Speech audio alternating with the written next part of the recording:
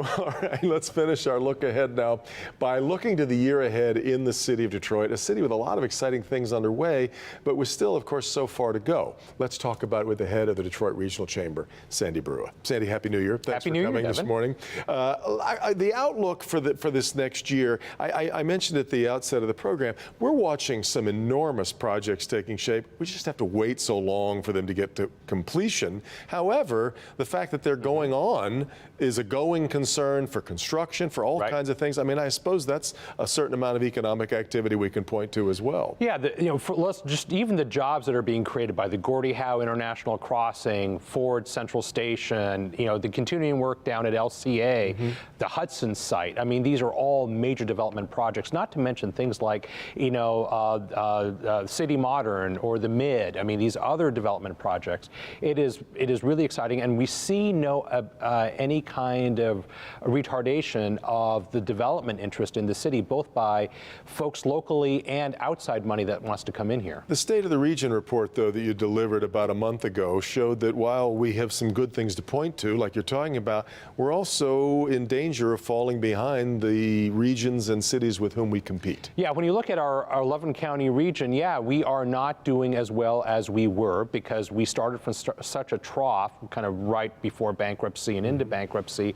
We really took off right after that. Now we're kind of more at a steady clip. The problem is that we've got regions across the country that are still at that accelerated level, and we don't want to be left behind. I mean, we have a lot to celebrate, but we still have a lot of work to do. When we point to all these great things that are happening downtown, and the question is continually, how do we infect some of that energy into Detroit's neighborhoods? You've been among the many who've had a keen focus on what's going on with education in the city of Detroit. We actually, it's not overwhelming. It's not, nobody's doing an end zone dance, but you feel like you're starting to see a little bit of a turn in what's going on in DPSCD. I think we have, in this last year, 2019, we have seen the fruits of the wise decision of the board to hire Nikolai Vitti as a superintendent, because for the first year, we saw real tangible progress with Detroit students in their public schools. That is worth celebrating right then and there. Still a long way to go. It's a little bit like the city itself, a long way to go, but let's celebrate the win when we can.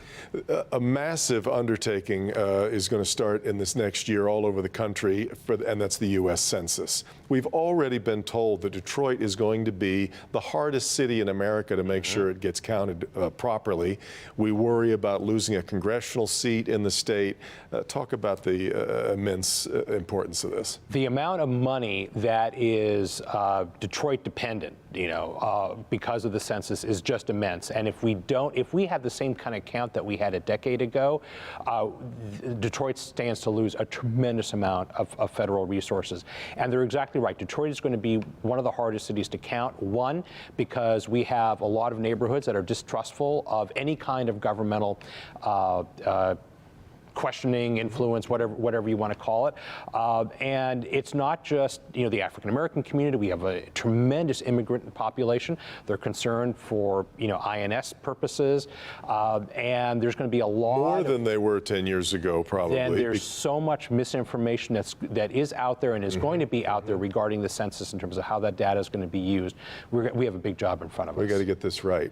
You are among the few. It's a smaller group, I think, that has been defending the Ilitch family with not fully delivering on District Detroit. Nolan Fenley, of course, chief among the critics, who was on the program earlier.